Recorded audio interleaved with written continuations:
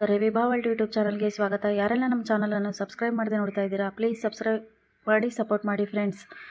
ನಿನ್ನ ಜೊತೆ ನನ್ನ ಕತೆ ಇಂದಿನ ಸಂಚಿಕೆಯಲ್ಲಿ ಏನಾಗುತ್ತೆ ಅಂತ ನೋಡೋಣ ಬನ್ನಿ. ಸಂಚಿಕೆ ಶುರುವಿನಲ್ಲಿ ಅಜಿತ್ ಸೆಕ್ಯೂರಿಟಿ ಗಾರ್ಡ್ ಹತ್ರ ಕೈ ತೋರಿಸ್ತಾನೆ. ಸರ್, ಏನು ಸರ್ ನೀವು ನನ್ನ ಮೇಲೆ ಅನುಮಾನ ಪಡ್ತಾ ಇದ್ದೀರಾ ಅಂತ ಸೆಕ್ಯೂರಿಟಿ ಗಾರ್ಡ್ ಹೇಳ್ತಾನೆ. ನೀನೇನು ದೇವಲೋಕದಿಂದ ಬಂದಿದ್ಯಾ? ನಿನ್ನ ಮೇಲೂ ಅನುಮಾನ ಪಡಲೇಬೇಕು, ಯಾಕಂದರೆ ನೀನೇ ಭದ್ರನಿಗೆ ಫೋನ್ ಮಾಡಿರೋದು, ನಿನ್ನ ಫೋನಿಂದನೇ ಫೋನ್ ಹೋಗಿರೋದು ಅಂತ ಅಜಿತ್ ಹೇಳಿದ ತಕ್ಷಣವೇ ಸರ್ ಸರ್ ಸರ್ ಇದೆಲ್ಲ ನನಗೆ ಗೊತ್ತಿಲ್ಲ ಸರ್, ನನಗೂ ಇದಕ್ಕೂ ಯಾವ ಸಂಬಂಧನೂ ಇಲ್ಲ. ನಿನ್ನ ಮನೆಗೆ ದ್ರೋಹ ಬಗೆಯುವಂಥ ಕೆಲಸ ನಾನು ಮಾಡೋದಿಲ್ಲ ಅಂತ ಸೆಕ್ಯೂರಿಟಿ ಹೇಳ್ತಾನೆ.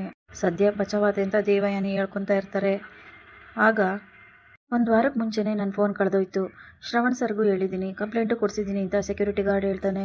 ಹೌದಾ, ಮತ್ತೆ ಫೋನ್ ಕೈಯಲ್ಲೇ ಇದೆ ಅಂತ ಅಜಿತ್ ಹೇಳಿದಾಗ ಸರ್, ಶ್ರವಣ್ ಸರ್ರೇ ನಂಗೊಂದು ಫೋನ್ ಕೊಡಿಸಿದ್ರು, ಶ್ರವಣ್ ಸರ್ರೇ ಫೋನ್ ಕೊಡಿಸಿ ಶ್ರವಣ್ ಸರ್ರೇ ಹೊಸ ಸಿಮ್ ತಕ್ಕೊಟ್ರು ಅಂತ ಸೆಕ್ಯೂರಿಟಿ ಹೇಳಿದಾಗ ಅಜಿತ್ ಶ್ರವಣ್ಗೆ ಫೋನ್ ಮಾಡಿ ಹಲೋ ಮಾವ ಅಂತ ಹೇಳೋದು ಬಿಟ್ಟು, ಹಲೋ ಶ್ರವಣ್ ಅವರ ಮಾತಾಡ್ತಾ ಇರೋದು, ನಾನು ಇನ್ಸ್ಪೆಕ್ಟರ್ ಅಜಿತ್ ನಾರಾಯಣ್ ಮಾತಾಡ್ತಿರೋದು ಅಂತ ಅಜಿತ್ ಹೇಳಿದಾಗ ಓ ಹೇಳಿ ಇನ್ಸ್ಪೆಕ್ಟರ್ ಅಂತ ಶ್ರವಣ್ ಹೇಳ್ತಾರೆ. ಒಂದು ಕೇಸ್ ವಿಚಾರವಾಗಿ ನಿಮ್ಮನ್ನ ಎನ್ಕ್ವೈರಿ ಮಾಡಬೇಕಿತ್ತು. ನಾರಾಯಣ್ ಅವ್ರ ಮನೆಯಲ್ಲಿ ಈಗಾಗಲೇ ಸೆಕ್ಯೂರಿಟಿ ಅವರ ಫೋನ್ ಕಳೆದೋಗಿದೆ ಅಂತ ಹೇಳ್ತಿದ್ದಾನೆ. ಜೊತೆಗೆ ನೀವೇ ಕಂಪ್ಲೇಂಟ್ ಕೊಡಿಸಿದ್ರಂತೆ, ಮತ್ತೆ ಹೊಸ ಫೋನು ತಕ್ಕೊಟ್ರಂತೆ. ಇದು ನಿಜನಾ? ನೀವು ಯಾಕೆ ತಕ್ಕೊಟ್ರಿ? ಸೆಕ್ಯೂರಿಟಿ ಫೋನ್ ಯಾಕೆ ಕೊಡಿಸಿದ್ರಿ? ಇದ್ರ ಅವಶ್ಯಕತೆ ಏನಿತ್ತು ಅಂತ ಅಜಿತ್ ಕೇಳಿದಾಗ ಯಾಕಂದರೆ ಅವನ ಹತ್ರ ಫೋನ್ ಇರಲಿಲ್ಲ, ಅವ್ರ ಊರಿಗೆ ಫೋನ್ ಮಾಡಬೇಕು ಅಂದರೆ ಅವನ ಹತ್ರ ಅದೊಂದೇ ಫೋನ್ ಇದ್ದಿದ್ದು, ಅದಕ್ಕೆ ನಾನೇ ತಕ್ಕೊಟ್ಟೆ. ಕಂಪ್ಲೇಂಟ್ ಕೊಟ್ಟಿಲ್ಲ ಅಂದರೆ ಆ ಫೋನ್ನ ಬೇರೆ ಯಾರು ತೊಗೊಂಡು ಬಳಸ್ಕೊಂಡು ಅದು ಇವನ ಮೇಲೆ ಬರೋದು, ಇದೆಲ್ಲ ಯಾಕೆ ಬೇಕು ಅಂತ ನಾನೇ ಕಂಪ್ಲೇಂಟ್ ಕೊಟ್ಟೆ ಅಂತ ಶ್ರಾವಣ್ ಹೇಳಿದಾಗ ಮುಂದೆ ಏನಾದರೂ ವಿಚಾರಣೆಗೆ ಬೇಕು ಅಂದರೆ ಮತ್ತೆ ಫೋನ್ ಮಾಡ್ತೀನಿ ಅಂತ ಅಜಿತ್ ಹೇಳಿ ಫೋನ್ ಕಟ್ ಮಾಡ್ತಾರೆ.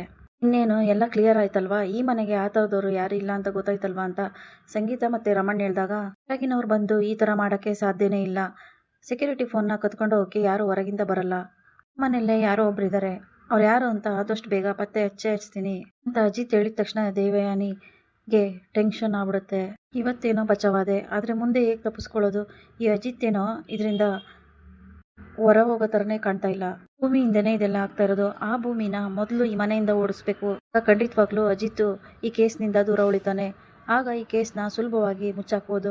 ಅಕಸ್ಮಾತ್ ಏನಾದರೂ ಭೂಮಿ ಇಲ್ಲೇ ಇದ್ದು ಅವ್ನ ತಲೆ ತಿಂದರೆ ನನ್ನ ಕತೆ ಮುಗ್ದೇ ಹೋಯ್ತು, ನಾನೇನು ಮಾಡಲಿ ಅಂತ ದೇವಯಾನಿ ಟೆನ್ಷನ್ ಮಾಡಿಕೊಂಡು ಇವತ್ತೇನೋ ತಪ್ಪಿಸ್ಕೊಂಡೆ, ಆ ಸೆಕ್ಯೂರಿಟಿ ಫೋನಿಂದ ಕಾಲ್ ಮಾಡಿದೆ ಹೋಯ್ತು, ಇಲ್ಲ ಅಂದರೆ ಇವತ್ತು ಪಕ್ಕ ನಾನು ಸಿಗಾಕೊಳ್ತಾ ಇದ್ದೆ.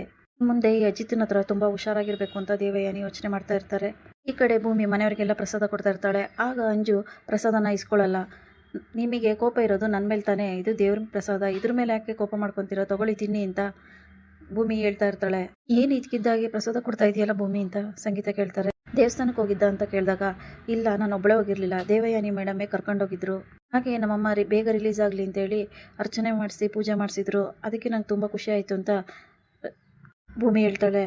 ಏನಿದು ದೇವಯಾನಿ, ಈ ಥರ ಮಾಡಿದ್ಯಾ ನೀನು ಅಂತ ಅಜ್ಜಿ ಹೇಳ್ತಾರೆ.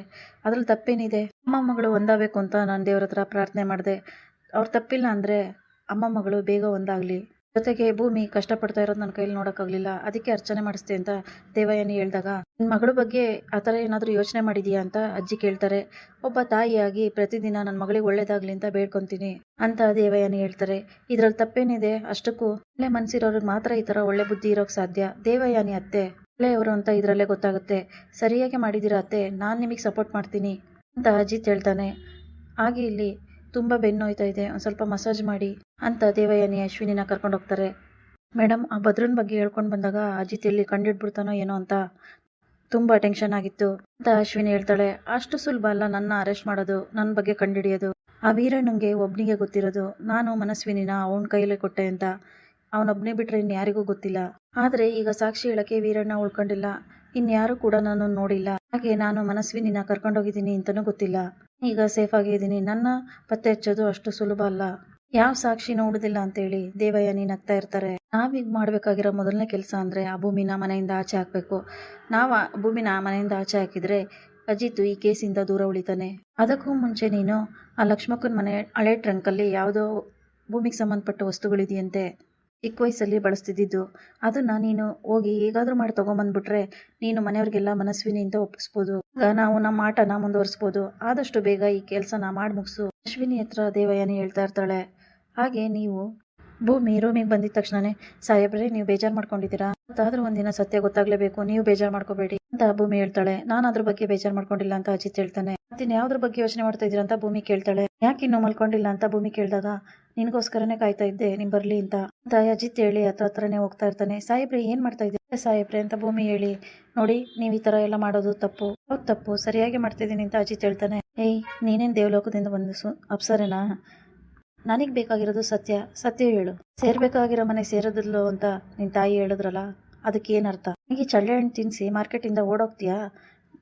ನಿಜ ಹೇಳಿ, ನೀನೇ ಒಪ್ಕೊಂಡ್ರೆ ಸರಿ, ಇಲ್ಲ ಅಂದರೆ ಅಷ್ಟೇ ಅಂತ ಅಜಿತ್ ಹೇಳಿದಾಗ ಭೂಮಿ ಅಯ್ಯೋ ಏನು ಹೇಳೋದಪ್ಪ ಅಂತ ಟೆನ್ಷನ್ ಆಗುತ್ತೆ. ಇಲ್ಲಿಗೆ ಈ ಸಂಚಿಕೆ ಮುಕ್ತಾಯವಾಗುತ್ತದೆ. Thanks for watching.